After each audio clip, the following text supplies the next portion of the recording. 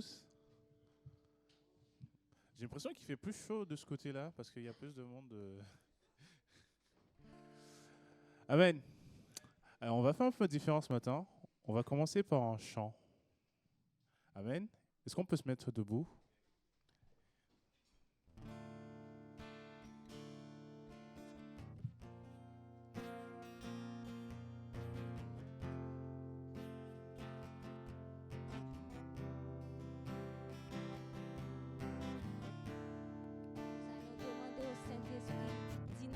Le lieu de sa présence. Que le Saint-Esprit prenne le contrôle, qu'il soit vraiment manifeste parmi nous. Au nom de Jésus. Alléluia.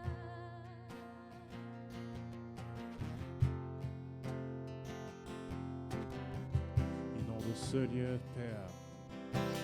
Inonde ce lieu de ta présence. Nous avons besoin de toi. Comme un cri qui sort de votre cœur. Inonde ce lieu de ta présence. Nous avons besoin de toi. Est-ce qu'on peut le répéter encore, Père? Inonde ce lieu de ta présence. Nous avons besoin de toi. Inonde ce lieu de ta présence. Nous avons besoin de toi. Oh, viens. Viens, esprit de révélation. Souffle sur nous. Souffle sur nous. Oui, viens. Viens, esprit de révélation. Oh oui, Père, souffle sur nos vies. Souffle sur nous. Souffle sur nous. Nous avons besoin de toi. En cet Instant, Seigneur, sois le centre de nos vies. Et quand moi s'élève Lève un chant, une mélodie, témoignant de ta grâce infinie. Inonde ce lieu de ta présence. Nous avons besoin de toi. Inonde ce lieu de ta présence.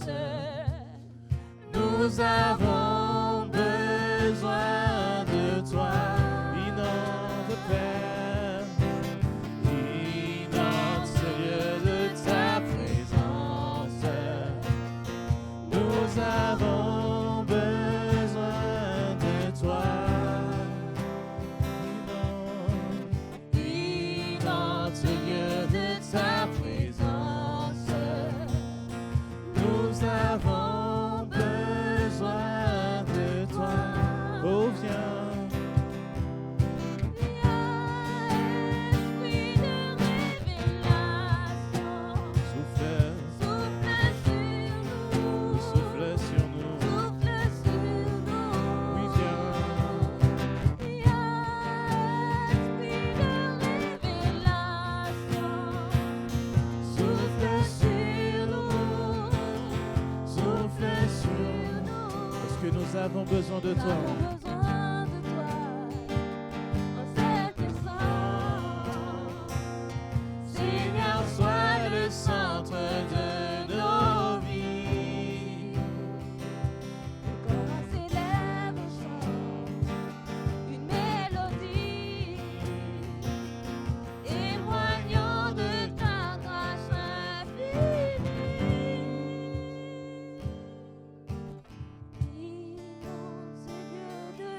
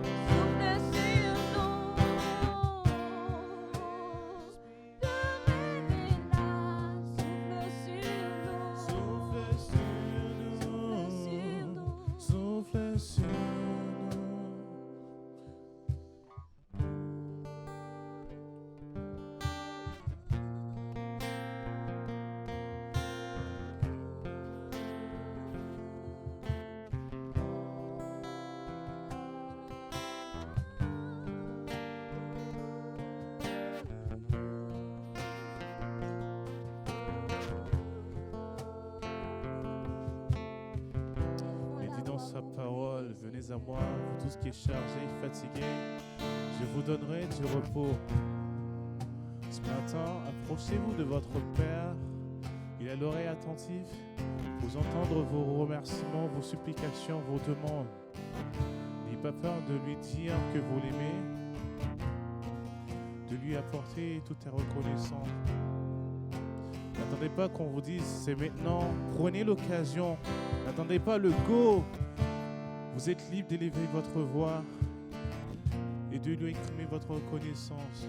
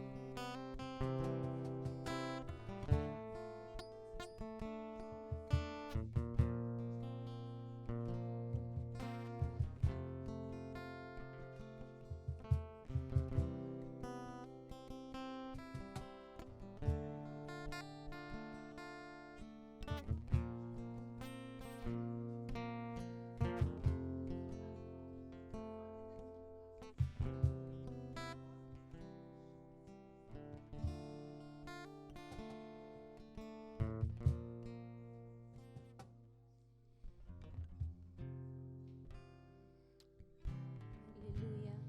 On va rester toujours dans ce même esprit de louange et d'adoration. Mais comme l'heure avance, on va continuer avec notre projection. C'est la suite de la projection de dimanche dernier. Avant que les enfants partent, nous voulons bien qu'ils participent, qu'ils voient ce qu'on a réalisé durant l'année 2023. Donc on va continuer notre louange juste après la projection. Tout ceci pour vous prouver la fidélité de Dieu envers nous tout au long de l'année 2023. Il a fait des choses extraordinaires. On n'a pas pu avoir toutes les photos et les vidéos, mais je sais que si on demandait à chacun de témoigner, il y aurait beaucoup de témoignages, beaucoup de choses extraordinaires que Dieu a fait dans nos vies. C'est pourquoi il mérite la gloire, la louange, l'exaltation, pardon. Il doit être toujours au centre de nos vies, qu'il soit toujours le premier dans nos vies. Nous allons continuer à adorer, bien que l'heure avance, mais ça ne va pas nous empêcher de continuer à adorer notre Dieu. Nous allons l'adorer avec nos dîmes, nos offrandes, la louange aussi. Pour cela, j'aimerais que quelqu'un vienne pour prier pour les dîmes et les offrandes.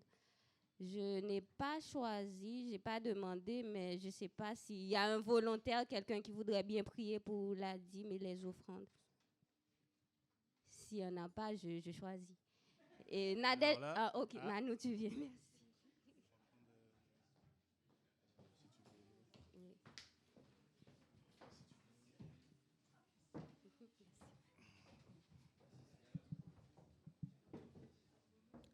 Seigneur, Dieu d'amour, Dieu de grâce, merci Seigneur parce que tu fais grâce, c'est vrai. Et nous le voyons tous les jours dans notre quotidien. Nous voyons Seigneur dans les moyens que tu mets en œuvre Seigneur pour pouvoir à nos besoins.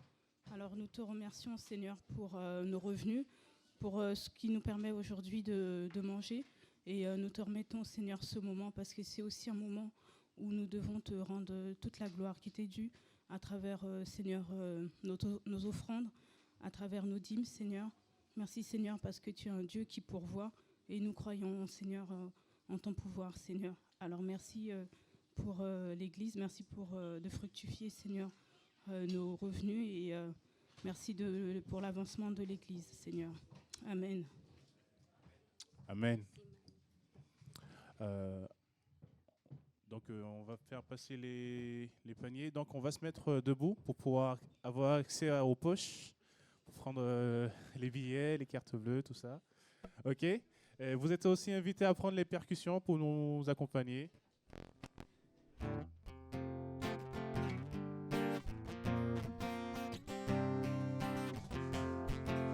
Est-ce que vous voulez le louer?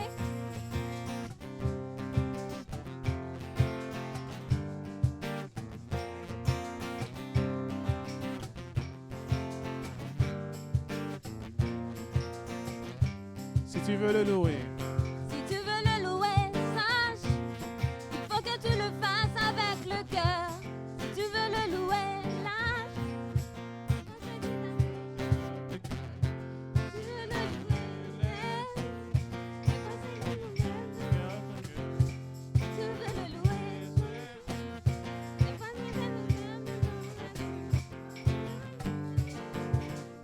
pas besoin d'attendre. Juste aimer son nom et son Esprit Saint, et l'on devient fou, fou de ce Dieu-là, ce bon Dieu d'amour, mon Dieu tout en moi. Si tu veux le louer. Sache qu'il faut que tu le fasses avec le cœur. Si tu veux le louer, lâche les pensées qui t'attachent et te font peur. Si tu veux le louer, ton âme est celle aussi de ton voisin. Si tu veux le louer, c'est le vent que tu récolteras demain. Pas besoin de forcer, pas besoin d'attendre. Juste aimer son nom et son Esprit Saint, et l'on devient fou de ce Dieu-là, ce bon Dieu d'amour, mon Dieu tout en moi. Si tu veux le louer, sache, il faut que tu le fasses avec le cœur. Si tu veux le louer, les pensées qui t'offensent et te font peur. Si tu veux le louer, aime. Ton âme est celle aussi de ton voisin. Si tu veux le louer, sème. Le vent que tu... Pas besoin de penser, penser les soucis. Pas besoin de crisper, louer c'est facile. Qui dit qu'on est fou, alors qu'on n'est pas. Mais on sait qu'en nous, c'est Dieu qui fait ça. Si tu veux le louer. Sache qu'il faut que tu le fasses avec le cœur. Si tu veux le louer, lâche les pensées qui t'attachent et te font peur. Si tu veux le louer, aime. Ton âme est celle aussi de ton voisin. Si tu veux le louer, sème. Le vent que tu récolteras demain. Je veux le louer. Oh, je veux le louer. Oh, je veux le louer. Je veux le louer. Je veux le louer. Je veux le louer. Je veux le louer.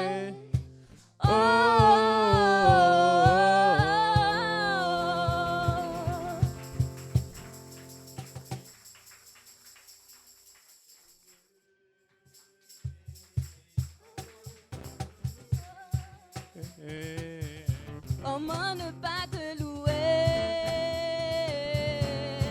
Seigneur Jésus?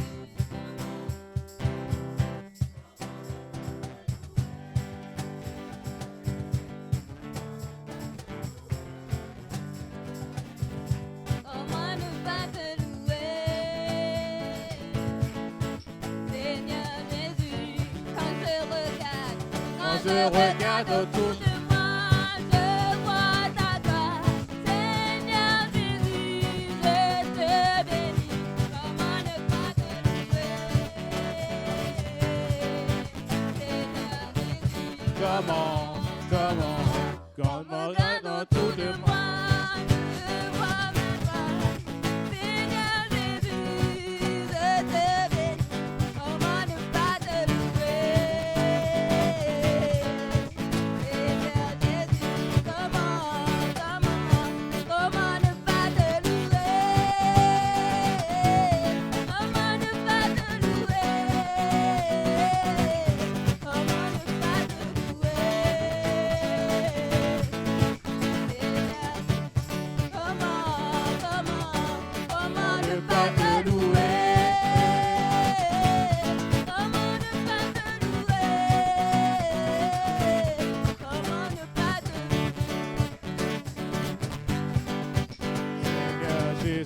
comment tu regardes autour de moi. Je vois mes sœurs, Seigneur Jésus, merci pour eux, comment ne pas te louer. Seigneur Jésus, Quand je regarde autour de moi, je vois mes Seigneur Jésus, merci pour eux, comment ne pas te louer.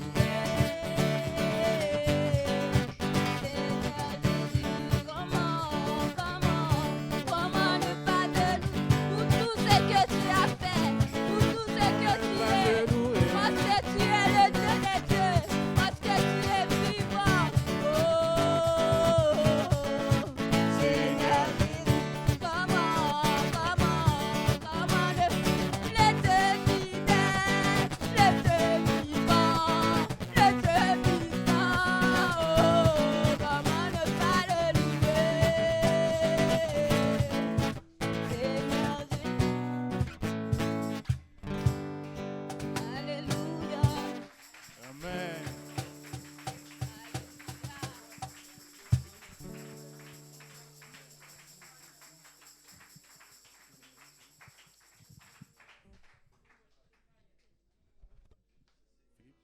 Amen. On va prendre un dernier chant avant de passer à Philippe. Amen. Amen. On va prendre Quand je contemple ta sainteté. Amen.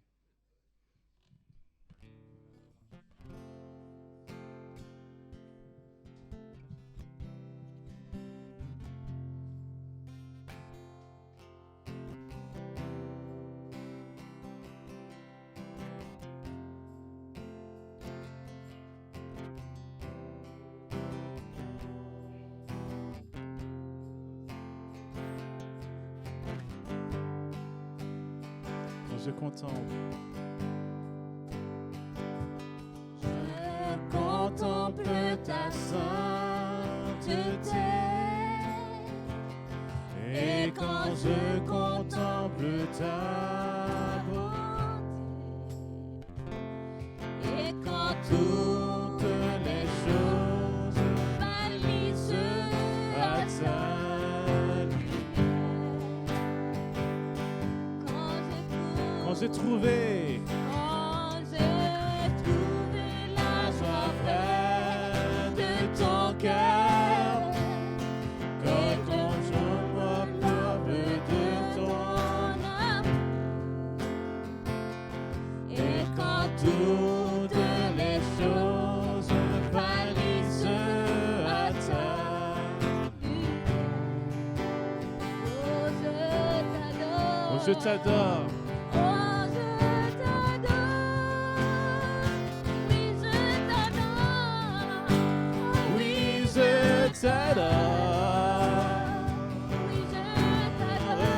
Si je vis, Seigneur, Oui, si je vis, Seigneur, c'est pour t'adorer.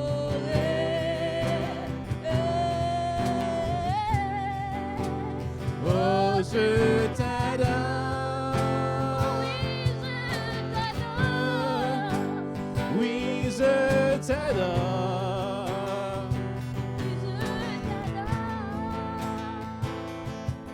Si je vis, Seigneur, c'est pour t'adorer.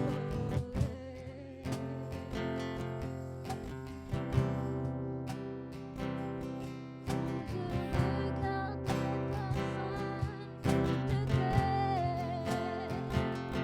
et quand je contemple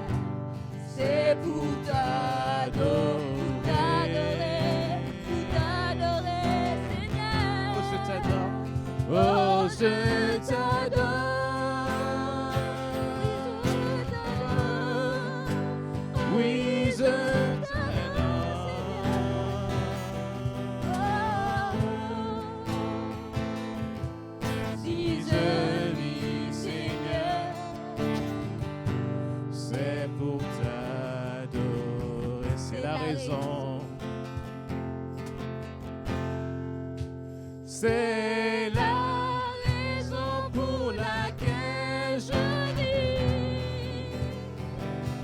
C'est la raison pour laquelle je vis.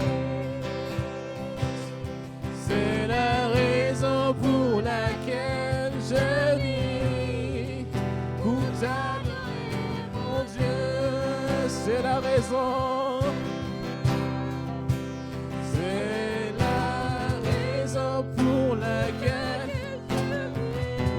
C'est la raison pour laquelle nous vivons. Nous voulons t'adorer, Père, de tout notre être. C'est la raison pour laquelle je vis, pour t'adorer, mon Dieu. Oh, je t'adore. Oh, je t'adore. Oui, Père. Oui, je t'adore.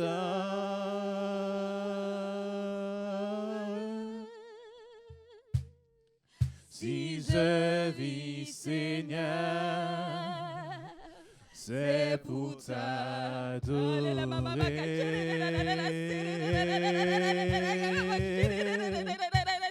Oh, je t'adore.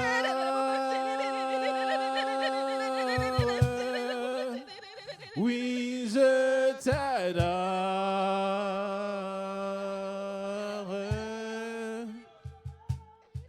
Si je vis, Seigneur,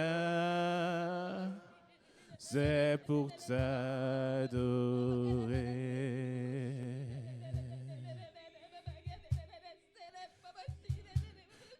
Si je vis, Seigneur, c'est pour t'adorer.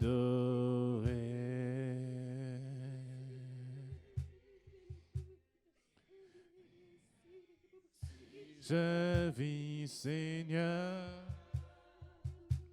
c'est pour t'adorer.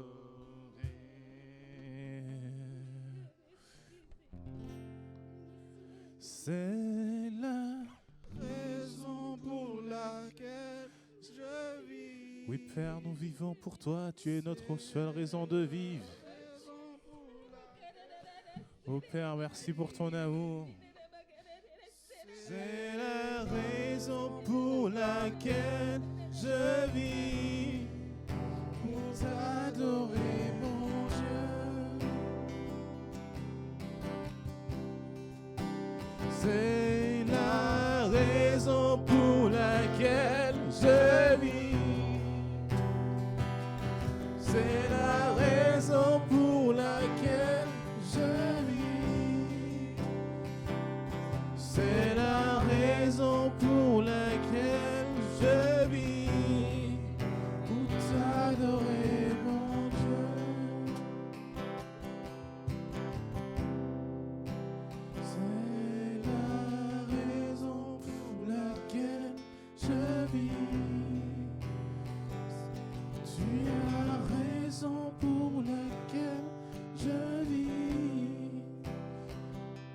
Tu es la raison pour laquelle je vis. Pour t'adorer, mon Dieu.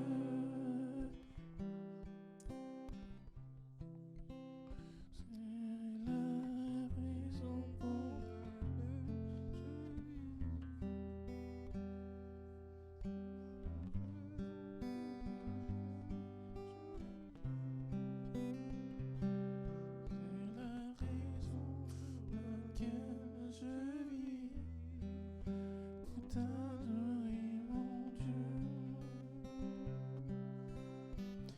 quelle est votre raison? C'est la raison pour laquelle je vis.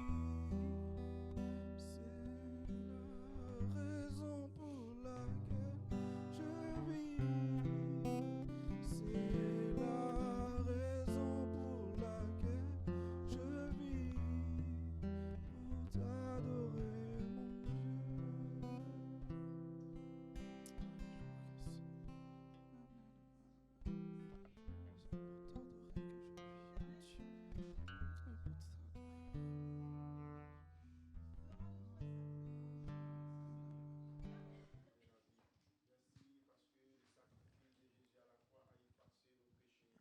Merci Seigneur.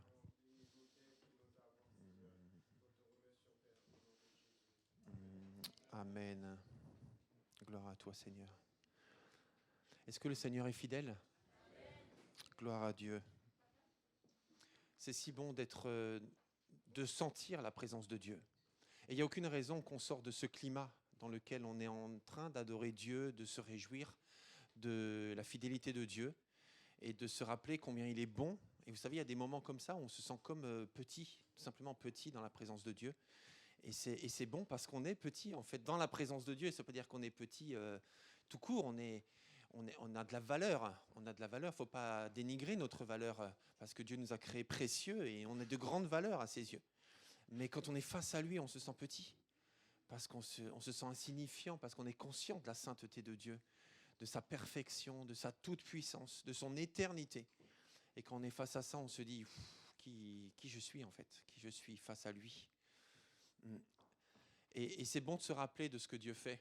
Et cette année, nous célébrons les 60 ans de cette église. 60 ans. Je ne sais pas qui a plus de 60 ans. Ne levez pas la main, ça vous donne encore une occasion de croire que vous ne les avez pas. Si, ok, d'accord, faites comme vous voulez. Ok, moi, je n'ai pas 60 ans encore. Ça va venir, si Dieu le permet, bien sûr, parce que tout est entre ses mains. Mais ça fait 60 ans que cette église est un témoignage dans Pontoise et environ. Et nous célébrons cette année ces 60 ans. Je ne dirais pas ces noces d'or, voilà, parce que ce n'est pas lié à un mariage, c'est lié au projet de Dieu, tout simplement.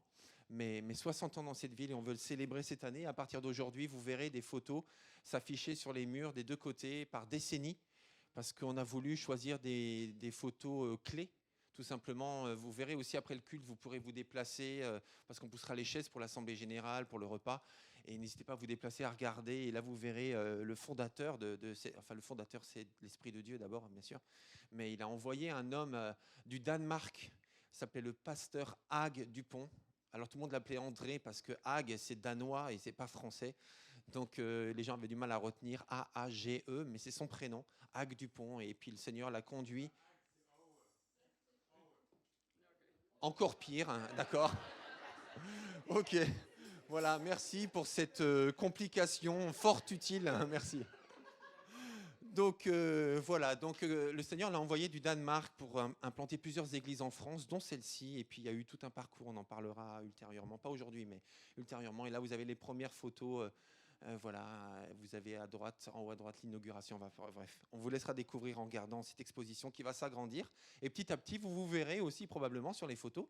Et voilà, par décennie, on veut rendre gloire à Dieu pour ça. Et pendant toute cette année, dans ce cadre-là, on veut aussi vivre des choses particulières. Et Annie, tu veux nous parler de 2 événements?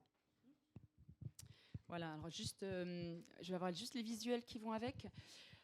Voilà, donc on vous propose avec l'équipe d'Éveil à la foi, Mathilde, Sébastien et Sarah et puis Marie-Laure, de faire un concours. Alors c'est pour toute l'église, hein, c'est pour les adultes et les plus jeunes, un concours artistique. Donc ça peut être un dessin, une écriture, un poème, un texte, une œuvre sur tablette numérique, ça peut être une petite vidéo, ça peut être une peinture à la main, voilà, toutes sortes de choses qui vous permettent d'imaginer, de rêver l'Église dans votre vie, comment vous voyez l'Église dans votre vie, comment la famille, parce que l'Église, voilà, c'est pas un bâtiment, hein, mais c'est la famille aussi, et principalement la famille chrétienne dans votre vie et dans votre ville. Comment vous imaginez, comment vous aimeriez que l'Église rayonne aussi pour ceux qui font du sport, des activités dans la ville, qu'elle soit plus présente dans la ville. Donc voilà, quel rêve ou quelle réalité vous aimeriez ou vous aimez avoir de l'Église, voilà, vraiment ancrée dans notre vie et dans notre ville. Donc voilà, soyez très libres de pouvoir exprimer quelque chose. On va surtout stimuler les plus jeunes, les enfants, mais vraiment tous les âges. Il y a 3 catégories, il y aura un cadeau par catégorie, on va constituer un petit jury inter-âge pour pouvoir, après le dépôt, fin avril, pouvoir choisir les plus belles œuvres, celles qui ont en tout cas touché. Et puis on va tout exposer, tout sera exposé dans l'église pour le 15 juin, lorsqu'il y aura la cérémonie des 60 ans dans le jardin. On pourra faire une exposition ici, il y aura toutes les photos et on pourra exposer ça. Et puis il y a prévu aussi que les 3 meilleures œuvres, en tout cas en dessin, soient mises sur des gobelets en plastique pour la kermesse des enfants. Alors on va enchaîner sur la kermesse. 1er juin, donc l'équipe de Mono, pour les enfants de l'église, tous les amis des enfants, toutes les familles, les petits, les moins petits. Et aussi, on va inviter les enfants des quartiers par les services sociaux, mais aussi des églises autour, pour une grande kermesse. Une kermesse de la paix. Ça a été le souhait des monos aussi, d'avoir une kermesse de la paix. Avec les contextes actuels, on a besoin de paix, on a besoin d'avoir ce vivre ensemble. Donc voilà, on va revenir vers vous pour pouvoir participer à cette organisation, pour le goûter, pour les animations, les jeux, les uns les autres. Mais réservez la date déjà pour le 1er juin, pour tous vos plus jeunes, et puis pour vous aussi, les jeunes, on aura besoin de vous, les ados, pour aider, et puis les parents aussi, et puis tous ceux qui voudront. Et puis dernier événement aussi qui sera le 15 juin, donc juste 2 semaines après, donc on restera dans cette atmosphère au mois de juin pour la cérémonie, mais on l'a pas remis parce qu'on en a déjà parlé pour pas trop vous surcharger. Voilà, vraiment prions pour ces événements, prions pour un rayonnement, pour que les enfants ici soient vraiment bénis, que les enfants aussi de l'extérieur soient bénis et qu'on soit vraiment un rayonnement dans ce quartier, dans cette ville, et qu'on puisse être des ouvriers de paix. Parce que le Seigneur nous demande d'avoir des œuvres bonnes, de réaliser les œuvres bonnes qu'il a préparées d'avance.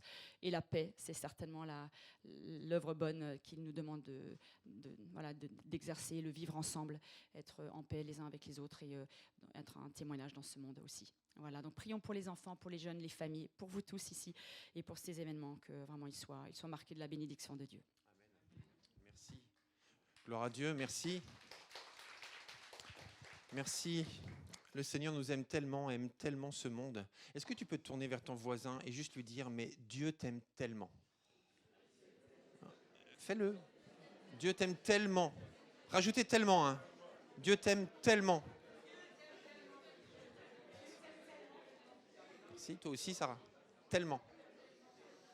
Tellement. Jusqu'au fond, hein. Faut que ça aille jusqu'au fond, hein. Retournez-vous vers les gens du fond. Dieu t'aime tellement. Mais tellement. Si tu savais à quel point. Ok, je vous invite à vous lever, s'il vous plaît. On va prier pour la prédication ce matin. Merci, Seigneur Dieu. Seigneur, merci parce que tu as travaillé nos cœurs déjà. Merci parce que tu nous as amenés à t'adorer. C'est ce que nous voulons, Seigneur. C'est la raison pour laquelle nous vivons, pour t'adorer, Seigneur. Merci pour le choix de ces chants par le groupe de louanges.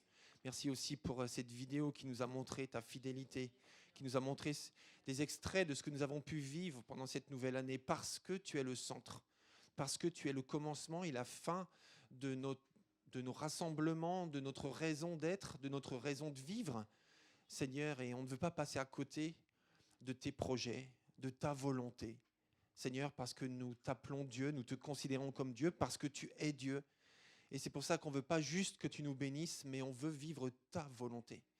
Parce que ce qui compte, c'est ce que tu veux. C'est ton royaume, c'est ta volonté, c'est tes projets.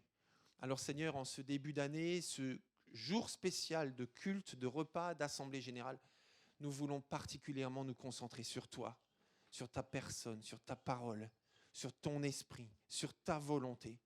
On ne veut pas passer à côté, on ne veut plus passer à côté de ce que tu veux, toi. Nous voulons être chrétiens à 100%, authentiquement chrétiens. Et pour ceux qui ne se sentent pas, savent ne pas être encore chrétiens, Seigneur, je te prie aussi de les amener dans une nouvelle dimension pour cette année 2024 et que tu leur permettes de t'expérimenter, de te découvrir, Seigneur, comme le Maître et Seigneur, comme leur Sauveur, comme ce Créateur qu'ils n'ont jamais imaginé possible de côtoyer.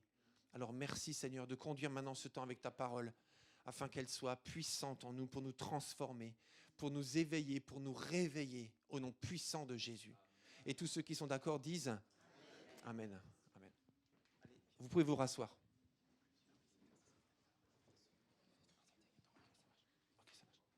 Gloire à Dieu. Est-ce qu'il y a des gens qui sont parmi nous pour la première fois ce matin ? Est-ce que vous pouvez juste vous lever ? Ça ne vous dérange pas ? Vous levez juste une petite minute comme ça ? Voilà, très bien, très bien. Bienvenue. Ah oui, il y a du monde quand même, bienvenue. Bienvenue. Alors restez debout, restez debout. Restez debout. Non, restez debout. Si ça ne vous dérange pas, on commence par le fond. Juste un petit prénom, mademoiselle, à droite. Comment ? Emma ? Estelle ? Mary ? Eric ? Tarina ? Arlette, mais c'est pas la première fois Arlette, hein. Toi t'avais envie qu'on te félicite aujourd'hui, hein. C'est bien, si, Arlette, bienvenue. Mesdemoiselles ? Claudia ? Charlotte, soyez les bienvenus. Est-ce qu'on peut les accueillir chaleureusement ? Bienvenue. Que le Seigneur vous bénisse. Vous pouvez vous rasseoir maintenant. Merci. Merci d'être là et on souhaite que ce soit un rendez-vous divin et on est persuadé que ça l'est déjà. Merci de nous honorer de votre présence et surtout, bienvenue à Jésus. Le sujet d'aujourd'hui, c'est soyons chrétiens à 100% en 2024. En fait, ce que je vais dire, ce n'est pas vraiment une prédication pour tout vous dire, c'est plus le partage de mon cœur. En fait, tout simplement, parce que j'ai vraiment été touché dans mes temps de prière dernièrement, dans ma méditation avec Dieu, et j'ai été touché, en fait, j'ai été impacté en moi par différentes choses qui m'ont questionné sur moi-même, sur ma foi, sur nous, sur l'Église, et j'étais convaincu de vous partager simplement ça. Donc, ce ne sera pas construit de façon super structurée comme on essaye de le faire habituellement, mais voilà, je vais vous le livrer tout simplement. En fait, j'ai été profondément touché il y a 2 semaines lors de la présentation d'Asaël, par exemple, et des autres enfants. Et j'étais très touché d'abord parce que c'était un culte merveilleux, voilà, c'était super, on était réjouis d'être ensemble, c'était des bonnes nouvelles, on a fait connaissance d'amis, famille, c'était vraiment super. Et à la fin de la cérémonie de culte, en fait, j'ai été abordé par Lucinda, la sœur de Samuel. C'est bien Lucinda son prénom, hein? Ok. Lucinda, la sœur de Samuel, enfin une des sœurs de Samuel, et puis aussi la marraine. Donc elle était très heureuse d'être là pour pouvoir, parce qu'elle était consciente de la bénédiction que représente Asaël, ce moment, sa propre famille à elle, et puis aussi le fait qu'elle a une responsabilité particulière dans la vie de cette petite fille. Et puis alors, à la fin du culte, elle est venue me voir, toute souriante, toute rayonnante. Elle est venue me saluer, et puis elle est venue se présenter, et puis elle m'a présenté son mari, elle m'a présenté leur enfant. Elle était toute heureuse de me présenter sa famille, et puis voilà, de faire connaissance. Donc j'étais content aussi. Alors voilà, on a un peu discuté, et puis quand elle m'a présenté sa petite fille, je lui ai dit, voilà, est-ce que c'est le seul enfant que vous avez? Parce que vous savez, souvent les enfants courent un peu partout, et puis des fois, voilà, c'est pas facile de les rassembler pour faire connaissance. Du coup, je lui ai simplement posé la question, et là, elle me dit avec le même sourire, avec le même visage rayonnant, elle me dit non, non, j'ai eu encore 2 petites filles, mais elles sont mortes. Quand elle m'a dit ça, je me suis dit, mais est-ce que j'ai bien entendu en fait? Et je lui dis, alors j'ai dit, ah d'accord. Et là, je me dis, mais ça colle pas en fait. Entre ce que j'entends et ce que je vois, ça colle pas. Et là, je lui dis, excusez-moi, vous disiez? Et elle me dit, oui, oui, avec le même sourire. Elle me dit, ben, j'ai eu 2 autres petites filles, des jumelles, mais elles sont mortes juste après la naissance. Et là, je me suis dit, mais quel Dieu nous avons de consoler une maman à ce point-là pour qu'elle puisse être heureuse et dire avec le cœur consolé, avec le deuil effectué, qu'elle puisse dire avec la joie dans le cœur, oui, j'avais 2 autres enfants, mais qui sont décédés. Et là, je trouve ça grand parce que nous avons un Dieu qui console les cœurs, qui fait ce que personne ne peut faire. Et nous tous, nous avons vécu des situations difficiles, parfois des deuils autour de nous, peut-être des deuils personnels. Et là, je vois une femme épanouie malgré ça, parce qu'elle est l'amie de Dieu. Gloire à Dieu. Et je suis tellement heureux d'avoir un Dieu comme celui-ci. Et ce jour-là, elle a refait ma journée. Lucinda, je suis tellement heureux d'avoir discuté avec elle, qu'elle m'a expliqué, qu'elle m'a donné un peu son témoignage. Et je rends gloire à Dieu parce que nous avons choisi la bonne personne, mes amis. Et si parmi nous, il y a des gens qui ne sont pas encore chrétiens, je vous invite vraiment à découvrir Jésus-Christ. Parce qu'il est vraiment tellement différent de ce que vous pouvez imaginer. On a tellement de préjugés sur lui, sur l'Église, sur la Bible, etc., sur Dieu, sur la prière. Et en fait, il n'est pas ce qu'on croit. Il est quelqu'un d'extraordinaire. Et ce n'est pas juste la théorie. Alors bien sûr, on peut reprocher aux chrétiens des tas de choses dans l'histoire. Il y a eu des tas d'erreurs. Tout le monde fait des erreurs, et parfois des grosses erreurs, y compris les chrétiens. Mais on parle de Dieu. On parle de Dieu et Dieu ne fait pas d'erreur. Il est quelqu'un d'incroyable. En fait, vous savez, c'était la semaine dernière, le week-end dernier, j'étais chez Louise à Angoulême pendant quelques jours. Louise, c'est une de nos filles. Elle habite à Angoulême et c'était en plus le festival international de la bande dessinée, pour ceux qui connaissent, donc c'est assez incroyable. Et puis, en fait, j'ai fait la connaissance de sa voisine d'en bas. À Louise, elle habite dans un appartement et elle est devenue amie avec sa voisine d'en bas qui s'appelle Marion. Et alors, on a dîné ensemble, tous les 3. Et puis, c'était l'occasion de faire connaissance. Et puis, à un moment donné, elle me demande, et au fait, c'est quoi votre métier? Bon, voilà, je suis pasteur, pour ceux qui ne le savent pas. Et forcément, quand on me demande mon métier, là, c'est la porte ouverte, quoi. La porte ouverte pour parler de Dieu, pour parler de mon témoignage, bon, etc. Et puis alors, après, elle me dit, Elle me dit, vous savez, on a fini par se tutoyer. Elle me dit, tu sais, en fait, moi, je suis chrétienne aussi. Je suis assez pratiquante. En fait, je suis catholique. J'ai été élevée dans la foi catholique. Et je dis ça sans aucune critique envers la foi catholique dans ce que je vais dire. Mais je répète juste ce qu'elle a dit. Et elle dit, voilà, moi, je suis catholique. Mais en fait, j'aime bien aller à l'église. Mais le problème, en fait, c'est que quand le curé parle, souvent, je ne comprends pas ce qu'il dit. Je ne comprends pas ce qu'il veut dire non plus. Donc, en fait, je m'ennuie. Alors, j'aime bien aller à l'église, mais en fait, voilà, je connais personne, je parle à personne, et quand le curé parle, je ne comprends pas ce qu'il dit. Et là, il y a Louise qui dit, mais moi, tu vas venir avec moi dans mon église, parce qu'elle va dans une église évangélique, et je critique pas l'église catholique quand je dis ça, mais écoutez juste la suite. Tu vas venir avec moi dans mon église, si tu es d'accord, tu verras dans mon église, c'est trop bien, on chante, on tape dans les mains, et puis en même temps, le pasteur, il est super cool, il parle de plein de choses, et puis en plus, des fois même, il prêche en pantacourt. Et elle a dit ça.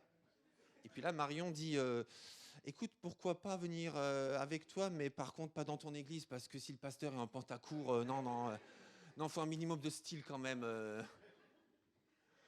Et alors, je lui ai dit, mais tu sais, c'est pas ça qui est important. Ce qui est important, c'est Dieu. C'est Dieu. C'est Dieu qui change tout. C'est Dieu qui fait la différence. C'est Dieu dont on a besoin, toi et moi, que ce soit à l'église catholique, à l'église évangélique, peu importe. Ce qui compte, c'est approche-toi de Dieu. Découvre Dieu. Aime Dieu. Avance avec Dieu. Parce que Dieu est incomparable. Gloire à Dieu. Dieu aime tellement, tellement, tellement. Tu peux dire tellement ? Tellement. Dieu aime tellement, tellement l'Église qu'il l'a lui-même créée. Jésus a dit, je bâtis mon Église. L'Église que nous représentons ici, à la rue Saint-Jean, l'Église de Dieu à Pontoise, c'est l'Église de Jésus-Christ. C'est lui qui l'a bâtie, c'est son Église. Et il aime tellement cette communauté que c'est lui qui l'a bâtie. Dieu aime tellement, tellement, tellement, dis tellement, tellement le monde qu'il a donné son propre Fils, afin que quiconque croit en lui ne meure pas, mais qu'il ait la vie éternelle, parce qu'il aime tellement ce monde. Jésus t'aime tellement, tellement, tellement, dis tellement encore une fois, tellement, qu'il ne t'a pas laissé orphelin, mais qu'il t'offre une nouvelle famille, qui n'est pas là pour effacer l'autre. Il n'y a pas de rivalité entre la famille spirituelle et la famille naturelle. Ce n'est pas ça que je dis, comprenez pas mal. Mais il t'aime tellement qu'il t'offre une nouvelle famille pour que tu ne sois pas orphelin spirituellement. Dans Éphésiens 2,19, l'apôtre Paul dit, vous n'êtes plus des étrangers. Vous n'êtes pas seuls, vous n'êtes pas livrés à vous-même. Vous n'êtes pas seuls. Vous n'êtes plus des étrangers ou des résidents temporaires. Vous êtes concitoyens, des membres du peuple saint. Vous faites partie de la famille de Dieu. Et la suite, voilà, c'est ça, pardon. C'est avant, voilà, c'est ça. Oui, ok, c'est pas grave. Non, en fait, c'était juste un verset, excusez-moi. C'était juste un verset, c'est après que j'ai mis 2 diapos. Ok, donc voilà, vous faites partie de la famille de Dieu. Mes amis, Dieu nous aime tellement, tellement, tellement. Dis tellement encore une fois. Tellement. C'est le mot qu'il faut retenir aujourd'hui. Tellement. Tellement l'extravagance de l'amour de Dieu. Tellement qu'il nous a donné son esprit. L'esprit de vérité, qui nous a donné sa parole, la parole de vérité, afin de ne pas nous laisser dans l'ignorance ou dans l'illusion de croire qu'il n'y a pas mieux à vivre que ce que nous avons déjà vécu. Cette semaine, jeudi soir, on a une réunion avec les responsables de groupe de maison chez Jérôme et Axel Bontemps à Courdimanche. Et Jérôme était tellement content de nous offrir du café. Pour ceux qui voulaient. Parce qu'il a reçu, pour Noël, je crois, une nouvelle machine à café. Mais la vraie, vous savez, la vraie qui compresse je ne sais pas combien de bars. Enfin, pour ceux qui aiment le café, vous voyez de quoi je parle. La vraie machine à café avec du vrai café de qualité. Et Axel nous a dit, tu sais, nous, on aime bien le café, mais voilà, on aime tous les cafés, en fait. Et pendant des années, on a bu du café soluble et on aimait ça. Et après, on a goûté le vrai bon café. Vous savez, la machine qui moule le café carrément. Donc le café est frais, frais, frais. Il est bien pressé, il est bien diffusé. On goûte, tous les arômes se libèrent en bouche. Et elle a dit, dernièrement, j'ai rebu du café soluble. Et je me suis dit, mais c'est pas bon ce truc. Mais c'est pas bon ça. Ça fait des années que j'ai mangé un truc pas bon, en pensant que c'était bon, que c'était bien, que c'était suffisant. J'appelais ça du café. Mais c'est pas bon, c'est pas du café ça en fait. Mais Dieu nous aime tellement, tellement, tellement, qu'il nous a donné son esprit de vérité, sa parole de vérité, pour ne pas nous laisser dans l'ignorance ou dans l'illusion de croire qu'il n'y a pas mieux à vivre que ce que nous avons déjà vécu. J'ai lu il y a quelque temps un livre qui s'appelle, je vous le recommande, Ça change tout. L'évangile qui transforme ta jeunesse. Alors c'est plutôt un livre orienté vers les jeunes, mais voilà, si vous voulez rafraîchir votre cœur de jeune ou d'ancien jeune, je vous recommande de le lire. Ça change tout. L'autrice raconte qu'elle était un jour dans une convention de jeunes chrétiens.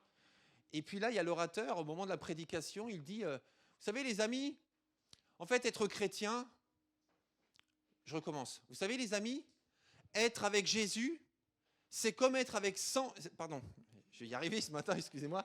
Je recommence. Les amis, vous savez, être avec Jésus, c'est comme être sans Jésus, mais en mieux. Elle était à sa place, elle dit, mais ça ne m'intéresse pas. Ça ne m'intéresse pas, une vie comme avant, mais juste mieux. Moi, je veux une vie différente. Moi, je veux une vie transformée. Moi, je veux croire que Dieu change tout. Moi, je veux croire que la Bible, c'est pas juste un livre comme les autres en mieux, mais je crois que c'est le livre des livres. Moi, je veux une vie vraiment différente de celle que j'ai aujourd'hui. Moi, je veux une vie entièrement consacrée à Dieu. Moi, je veux une vie puissante. Moi, je veux une vie forte. Je veux une vie habitée par la présence de Dieu. Moi, je veux une vie qui grandisse. Je veux une vie qui aille loin. Et ça l'a dérangé que ce pasteur dise, en fait, c'est juste comme une vie sans Jésus, mais en mieux. Je ne veux pas juste une vie mieux. Je veux une autre vie. Amen. Vous voyez ce que je veux dire ou pas? Alors, c'est vrai, vous vous dites peut-être, oui, mais ça, c'est les jeunes, ça, c'est les jeunes chrétiens, ça, ils sont fougueux, voilà, c'est normal, ils ne connaissent pas encore la vie, ils sont remplis d'illusions, ils sont remplis d'ambitions, parfois un petit peu irréalistes. Vous savez ce qu'on dit?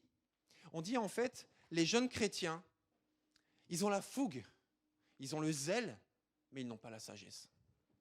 Ah, les vieux chrétiens, par contre, ils ont la sagesse, mais ils n'ont plus le zèle. Alors pour tous ceux qui se considèrent comme des vieux chrétiens, peut-être que vous allez reconnaître un peu quelque chose qui vous ressemble, qui nous ressemble peut-être. Le 1er janvier dernier, de 2024, en fait, le 1er janvier, c'est souvent le temps des résolutions. Alors, je n'ai pas fait une résolution particulière le 1er janvier, j'ai juste un peu de temps. Et du coup, je me suis dit, tiens, l'après-midi, je vais aller sur mon ordinateur et je vais faire le point sur sur tous mes résultats sportifs depuis 8 ans. Donc, toutes les compétitions que j'ai faites depuis 8 ans, en course à pied principalement.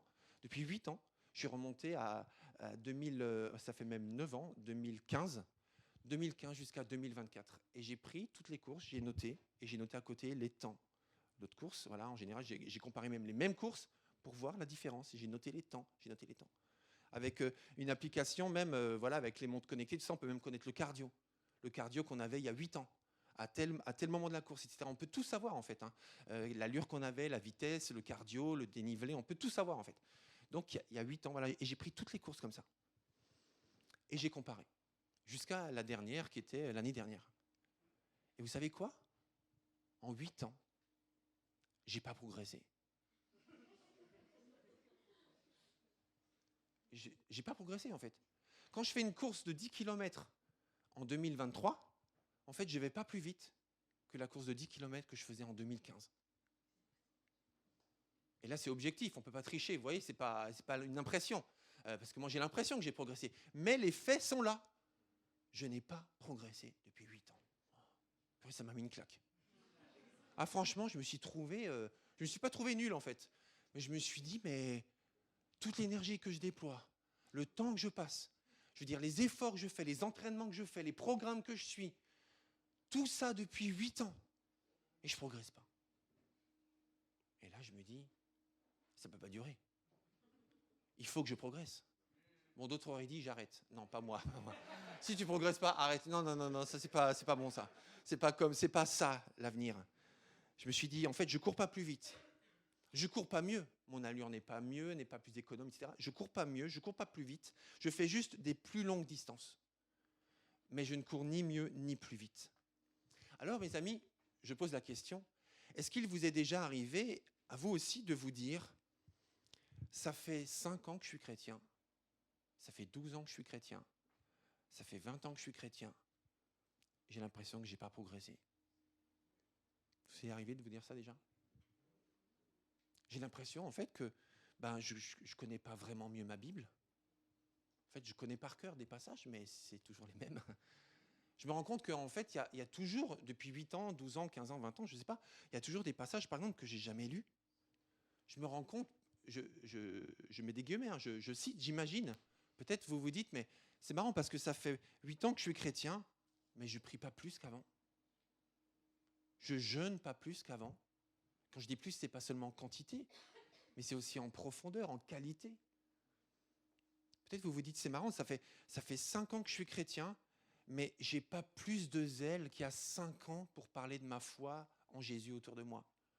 En fait, j'en ai même un peu moins peut-être qu'il y a 5 ans, du zèle pour parler de ma foi autour de moi. Ça fait 12 ans que je suis chrétien et je ne donne toujours pas la dîme de mes revenus. Depuis 12 ans. Toujours pas. Ou pas entièrement.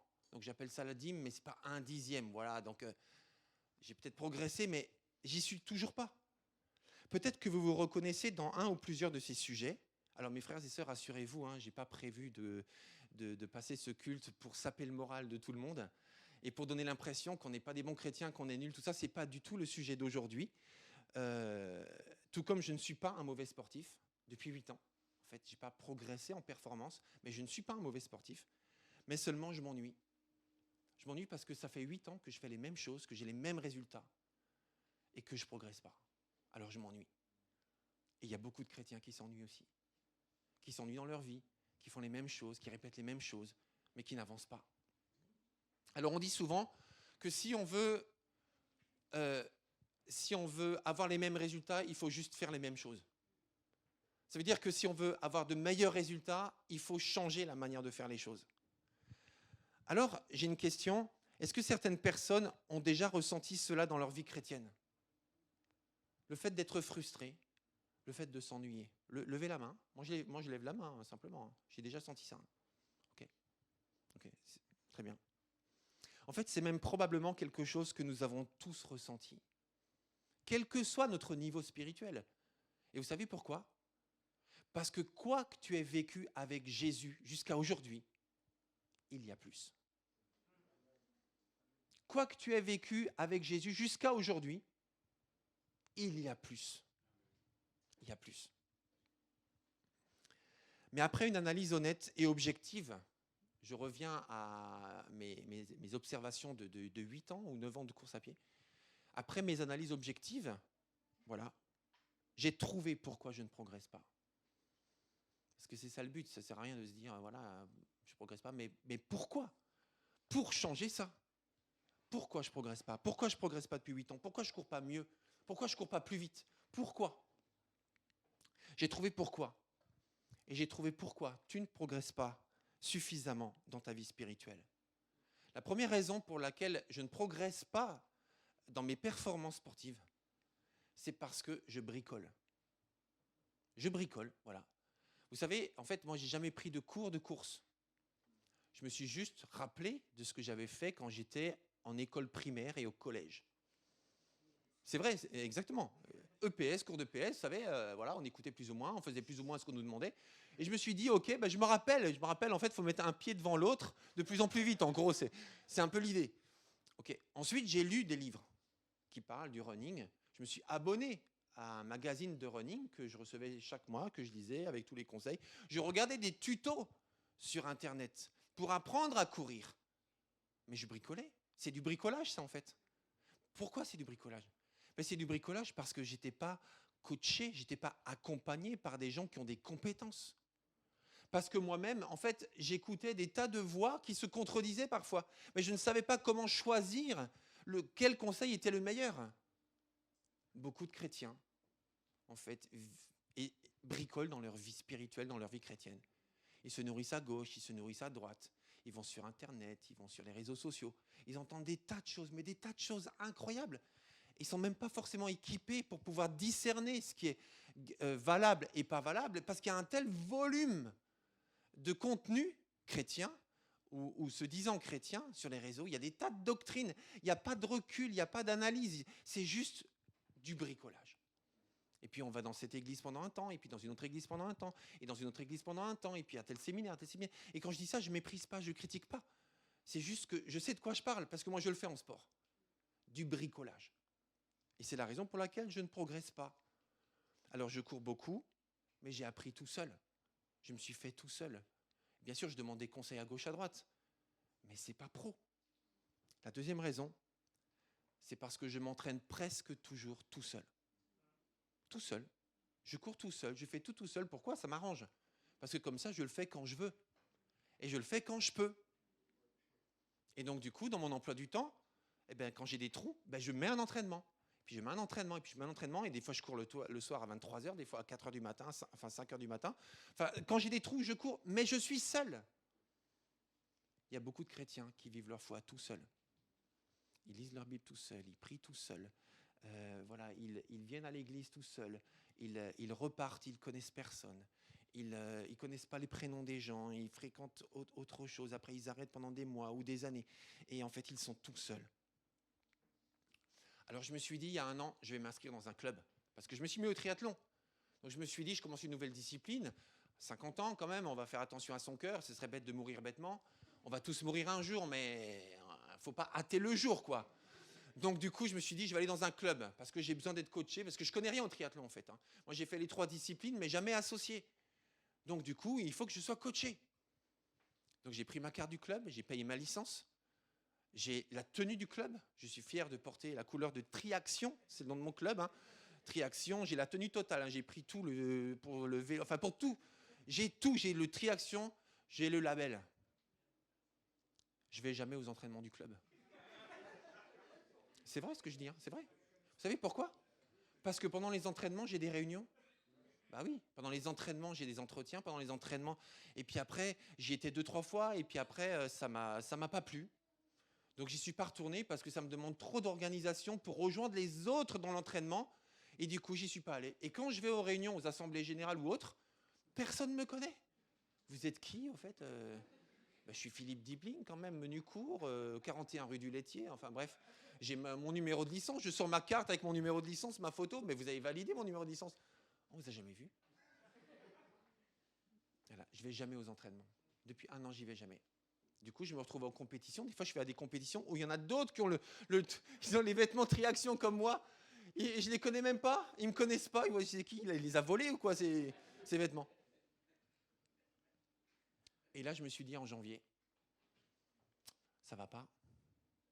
Et depuis novembre, on a un coach dans le club. On n'a pas juste des présidents, des entraîneurs, ça, mais on a un coach diplômé d'État dont le métier, c'est techniquement de faire décoller les gens dans leur performance. Je l'ai appelé, il s'appelle Anthony, je lui ai dit « Anthony, j'aimerais un entretien avec toi. J'aimerais que tu m'expliques comment je dois progresser. Je vais venir avec toi, avec des graphiques, avec des tableaux, avec toutes mes performances, avec tous mes résultats. Je vais venir avec toi, avec tout ça. Je veux un entretien, 1h30, 2 heures, et puis je veux que tu me donnes un programme et je veux que tu m'aides à progresser. » Il a dit « Ok, on va voir ça. » Et il a discuté avec la présidente. Et il a dit « C'est qui, lui ?» Non, ce que je vous dis, c'est vrai, Il dit, c'est qui lui ? Je ne le connais pas, je ne l'ai jamais vu. C'est Philippe Dibling, je le connais, ouais, si, je le connais. Mais je ne l'ai jamais vu aux entraînements. C'est qui ? Et alors il a dit à la présidente, tu sais, en fait, je vais pas accepter cet entretien avec lui. Parce que ça ne sert à rien. Ça ne sert à rien, en fait, qu'on se retrouve autour d'une table, qu'on discute de ses performances, mais je ne le vois pas courir. Je ne le vois pas travailler, je ne le vois pas s'entraîner, je ne vois pas ses mauvais gestes, je ne vois pas ses erreurs, je ne le vois pas fonctionner, je ne le vois pas dysfonctionner. Donc je ne peux pas le corriger. Donc il ne progressera pas. Et en même temps, je n'ai pas que ça à faire en fait. Parce qu'il n'y a pas que lui dans le club, il y a 90 personnes dans le club. Donc pourquoi est-ce que je prendrais un entretien avec lui, égoïstement, individuellement, juste pour lui, juste avec lui, s'il n'y a pas de suite, si ce n'est pas suivi, et si je ne peux pas le coacher dans la pratique ? Donc d'abord, il rejoint les entraînements, je l'observe, je lui donne un programme en fonction de ce que je vois, et après, il pourra progresser. Et la présidente est venue me voir en entretien privé, elle me dit « Philippe, il faut que je te dise un truc. » Et c'est exactement ça qu'elle m'a dit. Et là, vous savez quoi ? Quand elle m'a dit ça, Je me suis dit, mais il a tellement raison.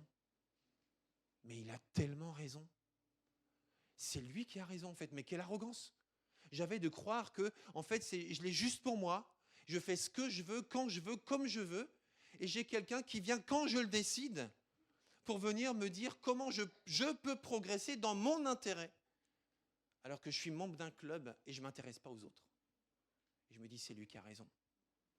Et quand j'ai médité là-dessus, en fait, j'ai repensé à ce passage. C'est une parole de Jésus qui dit « Les enfants de ce monde sont plus habiles vis-à-vis de leur génération que ne le sont les enfants de la lumière. » Et ça, c'est la parole de Jésus à la fin d'une parabole. Vous lirez le contexte chez vous. Mais en fait, c'est une sorte de conclusion, une parabole, où il explique combien parfois les gens qui ne sont pas croyants ont des raisonnements plus logiques, plus cohérents, plus justes que ceux qui intègrent parfois des tas de raisonnements dans lesquels Dieu n'est même pas d'ailleurs, parfois. Dernièrement, je discutais avec le pasteur Christophe Blom, que certains connaissent, et il m'a dit, tu sais Philippe, moi je prie plus pour les gens. Comment ça je prie plus pour les gens? Tu fais quoi alors avec les gens? Il dit non, je prie plus pour les gens. Je prie avec les gens. Parce que tant de fois, des gens sont venus me voir, des chrétiens ou non chrétiens. Ils m'ont dit, Christophe ou pasteur Christophe, en fait, comme tu es pasteur, est-ce que tu peux me donner un passage de la parole dont j'ai besoin? Christophe, comme tu es pasteur, est-ce que tu peux prier pour moi? Parce que là, j'ai besoin de ça, j'ai tel défi, j'ai tel entretien, j'ai tel problème. Est-ce que tu peux prier pour moi? Et en plus, comme il est prophète, il dit, les gens parfois venaient me voir en disant, prophète Christophe, est-ce que tu peux chercher la voix de Dieu pour moi? Bah oui, mais riez, mais c'est vrai. Et oui, est-ce que tu peux chercher la voix? Est-ce que tu peux chercher ce que Dieu veut me dire? Parce que moi, j'entends pas. Il dit, j'ai arrêté ça. Parce qu'en fait, moi, je ne suis pas là pour eux. Je suis là avec eux. Et c'est ça la différence entre un pasteur et un prêtre. Un curé, un prêtre, c'est un intermédiaire entre Dieu et les hommes. C'est ce qu'ils pensent. Un pasteur est un berger qui marche avec le troupeau pour aller dans une certaine direction. Mais ce n'est pas lui qui porte les moutons, ce n'est pas lui qui pousse les moutons, ce n'est pas lui qui fait avancer les moutons. Il les guide, il avance. Et il faut que les brebis avancent avec. Je ne prie pas pour eux, je ne prie plus pour eux, mais je prie avec eux. Ça change tout. Ça change tout, mes amis. Mes amis, on ne peut pas changer sans rien changer. On ne peut pas progresser sans faire certaines choses différemment.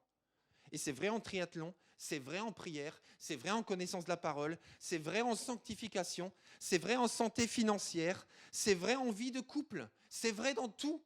On ne peut pas changer si on ne veut rien changer.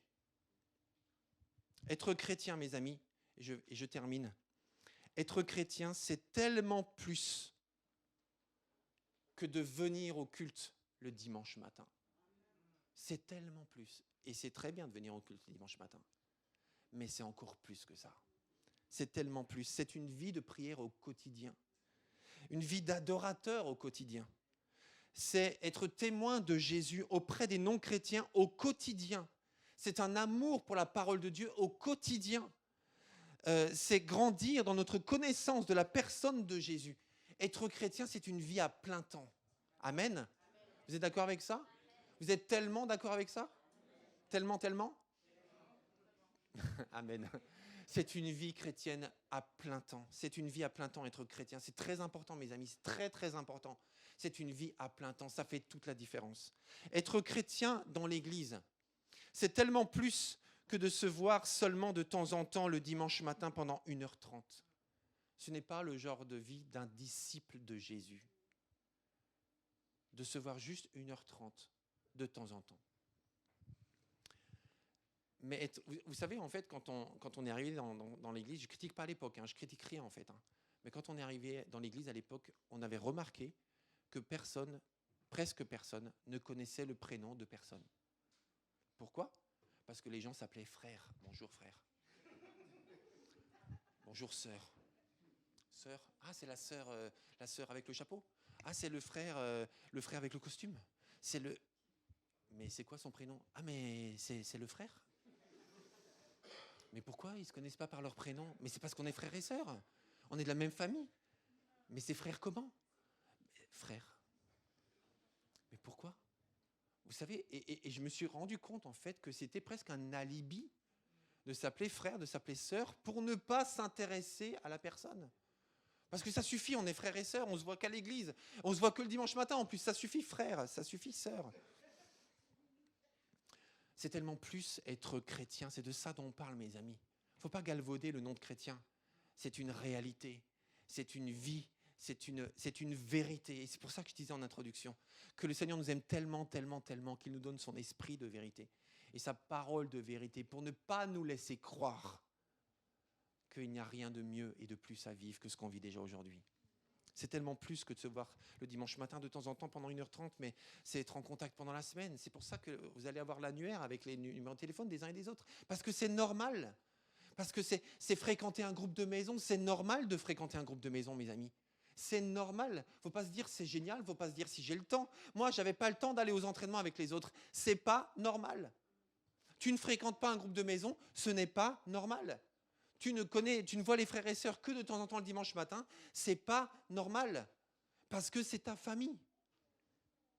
Nous ne sommes pas faits pour vivre notre christianisme tout seul. Cela n'a jamais été dans le projet de Jésus. Il y a trop d'isolement dans les vies. Il y a trop de fois, nous sommes livrés à nous-mêmes et spirituellement. On bricole, mes amis. On bricole, on se débrouille. On est en train de se débrouiller tout seul pour vivre notre vie chrétienne. Mais dans le tout début de la Bible, une des premières paroles de Dieu, c'est de dire « Il n'est pas bon que l'homme soit seul ». Je ne l'ai pas mis. C'est une des premières paroles de Dieu. « Il n'est pas bon que l'homme soit seul ». C'est pas bon. Il était parfait, un environnement parfait, mais c'était pas bon. Il était tout seul. Cet isolement nous rend dysfonctionnels. Dysfonctionnels. Nous ne sommes pas les chrétiens que nous devrions être. Si nous bricolons dans notre coin et que nous choisissons de venir ou de ne pas venir, c'est pas ça la vie chrétienne. Et je termine. Être chrétien à Pontoise, c'est tellement plus que d'avoir une église dans laquelle les chrétiens se réunissent assez régulièrement. Mais c'est aimer les habitants de cette ville. C'est être au service concrètement des habitants de cette ville. C'est les aimer de l'amour de Jésus. Et même si je sais que nous sommes plusieurs à ne pas habiter Pontoise, nous devons aimer cette ville. Nous devons aimer les habitants de cette ville parce que Dieu a voulu que cette église, que cette communauté chrétienne soit dans cette ville. Et même si ce quartier de la rue Saint-Jean, ce n'est pas ton quartier, c'est devenu ton quartier quand tu fréquentes cette église. Je termine. Alors, par une question. Tu veux être heureux dans ta relation avec Jésus? Tu veux être solide dans ta foi?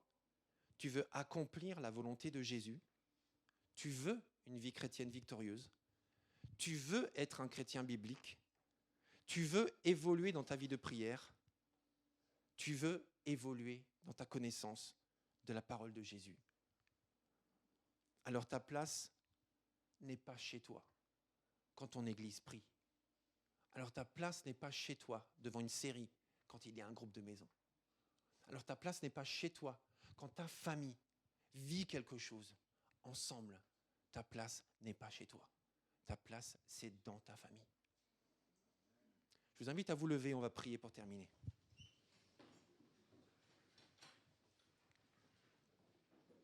Gloire à toi, Seigneur Dieu. Seigneur mon Dieu, je te bénis parce que tu es Dieu. Nous avons des tas de choses à dire. Je repense à Lucinda encore. Seigneur, tu es Dieu. Quand je vois son visage, quand je vois son sourire, et quand je sais ce qu'elle a vécu, tu es Dieu. Et tu es tellement Dieu que tu nous parles en vérité. Seigneur, merci parce que ce matin, peut-être ça pique un petit peu, peut-être beaucoup, je ne sais pas. Mais en tout cas, on ne veut pas rester comme nous sommes. On ne veut pas continuer à bricoler. On ne veut pas vivre de notre côté. On ne veut pas. En tout cas, c'est pas ta volonté, clairement, c'est pas ta volonté. C'est tellement pas ta volonté. Alors Seigneur, nous voulons vivre l'Église en 2024 comme tu le veux. Comme tu le veux. Saint-Esprit de Dieu, continue à être l'invité d'honneur, à être le propriétaire de cette église. Saint-Esprit de Dieu, toi qui es à l'origine de cette église, qui a conduit le pasteur Dupont à travers tout un tas de turpitudes, à démarrer cette communauté chrétienne dans cet endroit. Et c'est miraculeux comment ça s'est fait. C'est toi qui l'as voulu. Et 60 ans après, nous sommes encore là. Merci Jésus. Et 60 ans après, des tas de choses ont changé. Depuis 60 ans, des tas de gens ont été baptisés. Des tas de couples ont été réconciliés. Des tas de gens ont été guéris. Des tas de gens ont été équipés pour aller plus loin, pour aller ailleurs, pour déménager parfois et pour semer la parole ailleurs.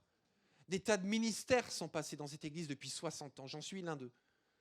Merci Seigneur, parce que ça c'est toi. Et nous voulons ce genre de vie selon tes critères.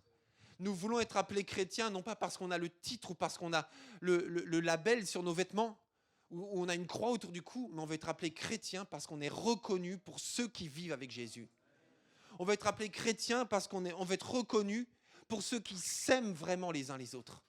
Et c'est comme ça que les gens sauront que nous sommes chrétiens. Et ils le savent déjà parce que nous nous aimons déjà les uns les autres. Mais Seigneur, nous voulons sortir de notre zone de confort. Et comme cette jeune qui disait, non, mais moi je ne veux pas une vie comme sans Dieu, mais en mieux. Moi je veux une vie transformée. Moi je veux une vie différente. Moi je ne veux pas dire à Dieu ce qu'il a à faire dans ma vie. Je veux me soumettre à lui.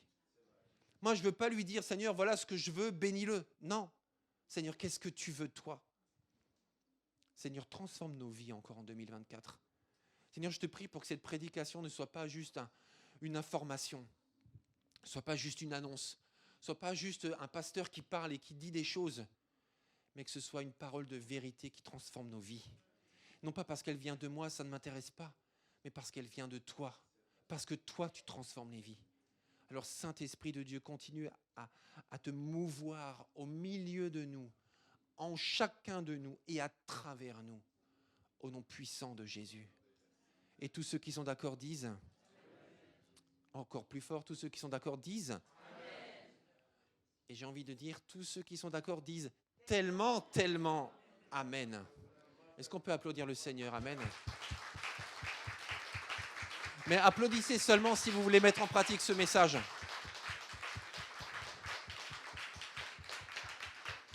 Gloire à toi, Seigneur. Amen. Amen. Je vous invite à prendre place. Et l'Église, c'est une communauté de personnes. C'est Christ qui l'a bâti et Christ est au centre. Notre local, c'est le lieu où se réunit l'Église. Le local, ce n'est pas l'Église. Et parmi nous, il y a des tas de gens qui sont très impliqués pour nous aider à faire vivre la famille. Et ces gens, on les appelle les responsables de service ou de ministère, ou voilà, les leaders, enfin bon, comme vous voulez. En tout cas, ce sont des gens qui motivent d'autres gens à faire ce que Dieu attend d'eux. Et j'aimerais demander à tous les responsables de service de venir devant, et j'aimerais qu'on les remercie ce matin. Mais attendez, avant, on va leur laisser le temps de venir. Donc, tous les responsables de service, les responsables de conseil, donc le conseil d'à cœur ouvert, le conseil d'administration de l'Église, et l'équipe pastorale, et puis tous les responsables de service. Par contre, je vois personne qui bouge. Allez, on y va les amis, on se met debout et on vient devant. Je vais faire de la place.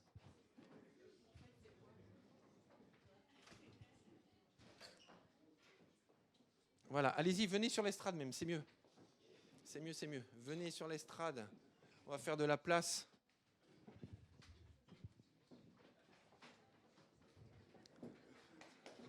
Bienvenue sœur, bienvenue frère.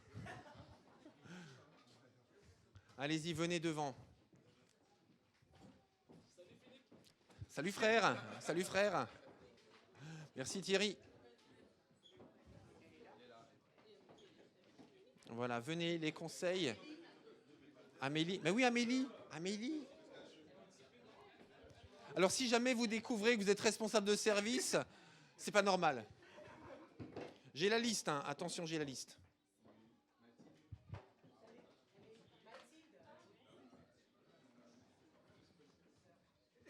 Ok.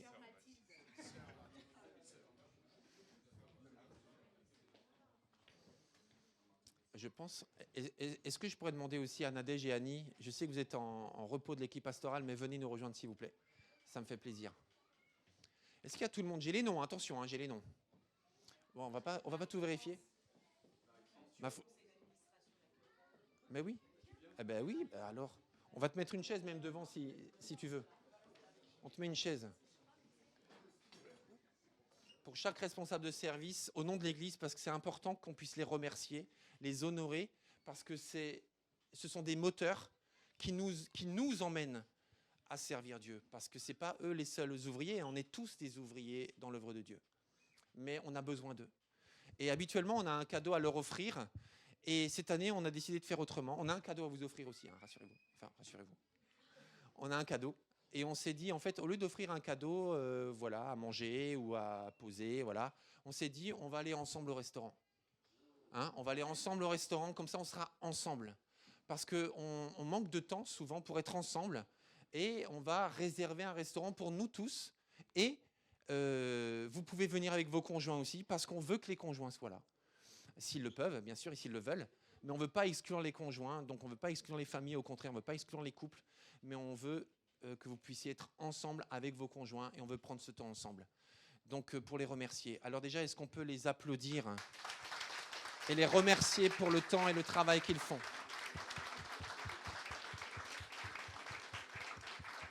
Merci. Marie-France, c'est toi aussi qu'on applaudit. Hein? Ok. Ok. On va prier pour eux. Est-ce qu'on peut se mettre tous debout, s'il vous plaît? Et j'inviterai Jeff à venir me rejoindre, s'il te plaît. Et je t'inviterai à prier au nom de l'Église pour que le Seigneur continue à les bénir, à les encourager, et aussi pour que nous tous, nous soyons des soutiens pour chacun d'entre eux.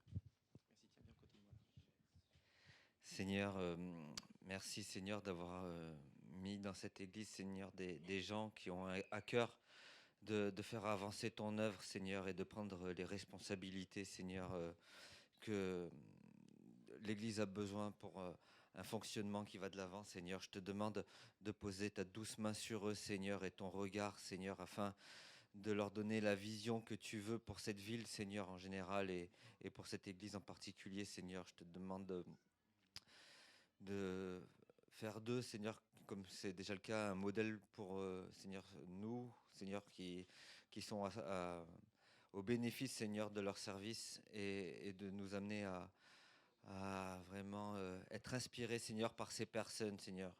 Viens découler, Seigneur, ta grâce sur eux, Seigneur, encore cette année, Seigneur, et les bénir, et vraiment, Seigneur, que nous soyons tous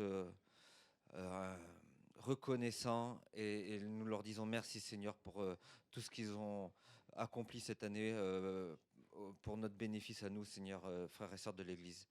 Gloire te soit rendue, Jésus. Je te rends gloire encore pour toutes ces choses. Amen, Seigneur mon Dieu. Merci. Attendez, juste une dernière chose. Qui c'est qui a envie de les encourager? Attendez, n'applaudissez pas d'une autre manière. Qui c'est qui a envie de les encourager? Voilà, de les soutenir, de leur faire plaisir, de leur montrer qu'on les aime, de les encourager. Vous avez envie? Vous savez le meilleur moyen de les encourager? C'est quand ils ont besoin d'aide, vous dites juste oui. La seule bonne réponse, le seul vocable que vous devez retenir, c'est oui. C'est même tellement oui. Vous voyez ce que je veux dire? Ok. Et là, c'est le plus bel encouragement parce qu'on est tous ensemble et c'est pas eux seuls les ouvriers. Amen. Amen. Gloire à Dieu. Vous pouvez aller vous rasseoir. Voilà, vous pouvez reprendre place.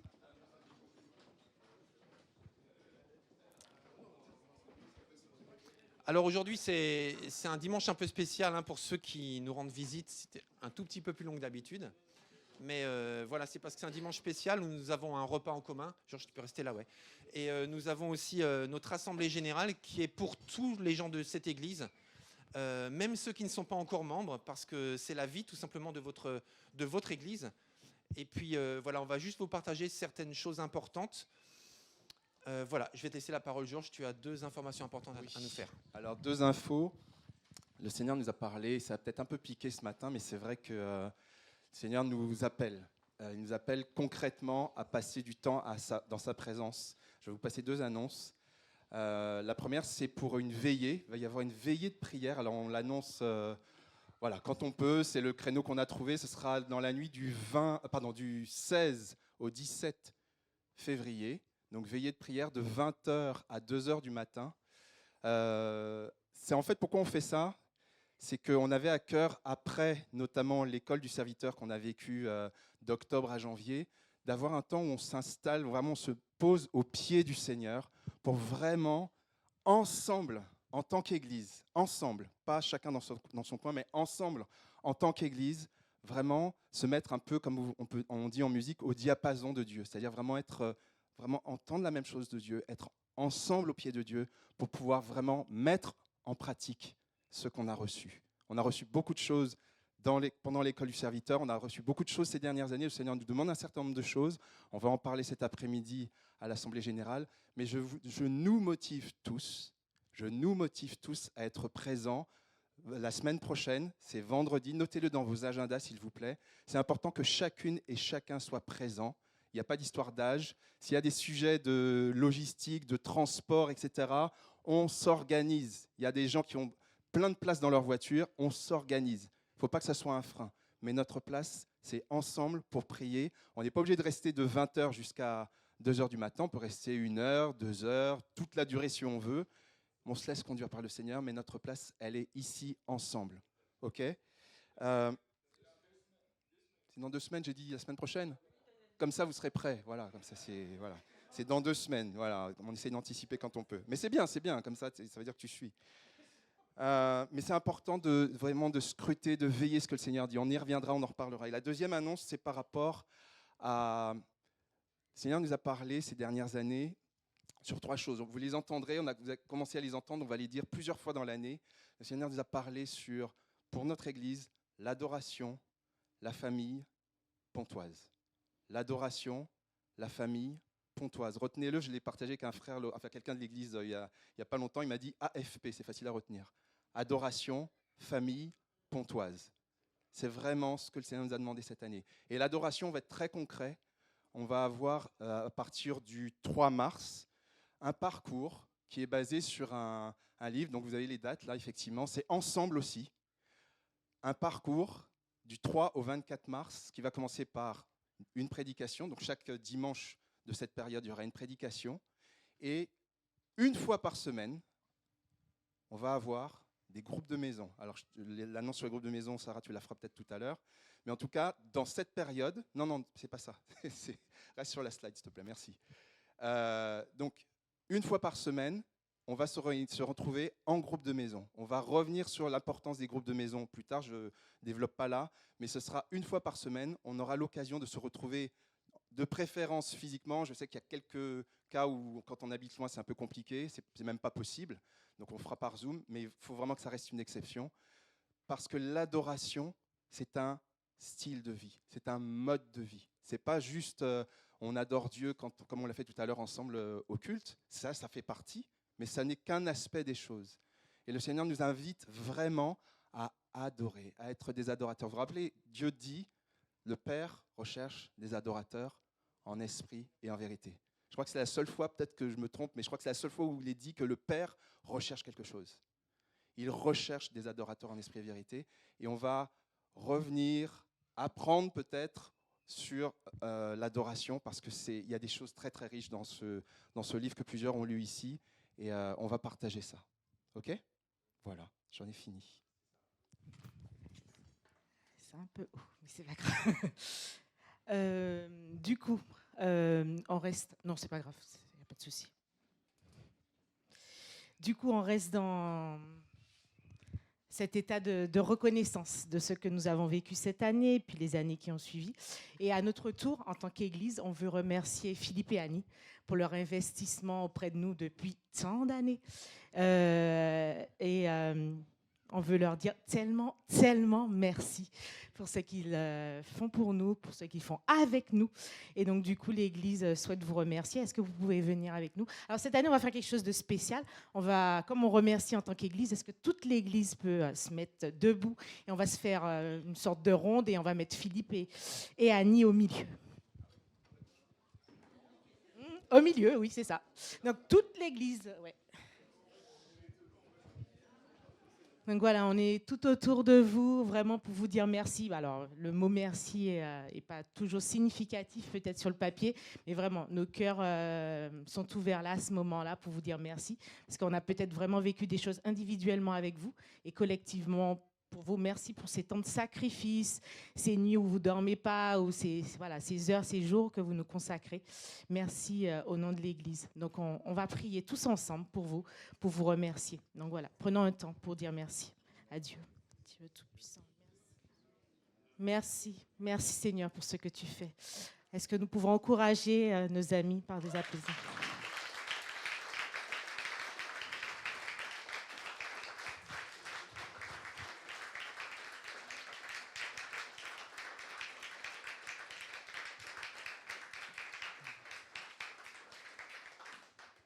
Alors, cette année, il y a encore un cadeau spécial dedans. Je vous laisserai découvrir.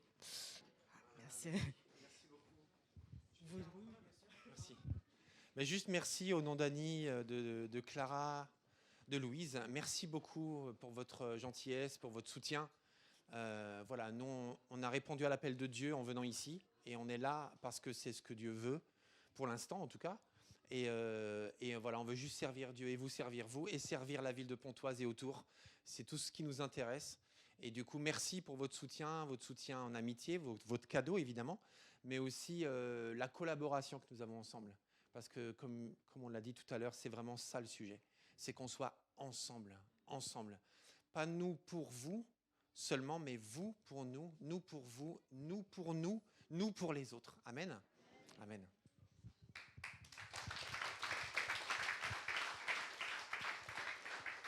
Donc du coup, cette semaine, on se retrouve pour nos groupes de maison à partir de mardi.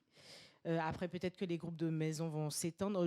Actuellement, nous sommes sur un créneau du mardi et du vendredi. Mais voilà, avec l'extension de nos groupes, on va certainement se retrouver sur d'autres jours, mais on vous communiquera cela. Samedi, le groupe de jeunes se retrouve à 19h. Donc, c'est la continuité de la thématique Jésus, le mensonge et moi.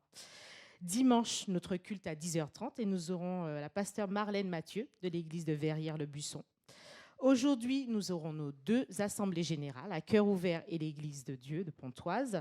Et nous partageons un repas ensemble. Donc voilà, si vous avez ramené des choses et qu'elles sont en bas, vous pouvez les chauffer. Si elles sont dans vos voitures, ramenez-les. Et par la suite, on commence directement nos assemblées générales. Cette semaine, le ménage sera effectué par Lijmier et Manouchka. Est-ce qu'on peut prier pour clôturer, s'il vous plaît? Oui. Merci Seigneur pour ces temps bénis ensemble, ces temps de partage. Merci pour tout ce que tu as apporté. Merci pour ton œuvre. Merci pour ton Esprit Saint aussi, qui était palpable. Merci. Merci parce que tu nous touches encore aujourd'hui pour ce que tu vas faire à travers nous et en nous. Merci pour ton Église qui est belle, grande, qui est forte en toi, Jésus-Christ. Merci parce que tu l'as utilisée il y a 60 ans, tu vas l'utiliser encore et tu vas faire des grandes choses avec elle, parmi elles. Aide-nous à ne pas être ceux qui dépendent des autres, mais que nous puissions travailler les uns avec les autres pour avancer et pour faire fructifier ton royaume. Nous t'élevons, nous t'adorons et nous te rendons grâce. Merci pour le reste de cet après-midi, tout ce que tu vas faire. Merci parce que tu sièges parmi nous. Et cette semaine est entre tes mains. Sois élevé, adoré, acclamé en ton nom. Amen. Pas bonne semaine, à tout de suite.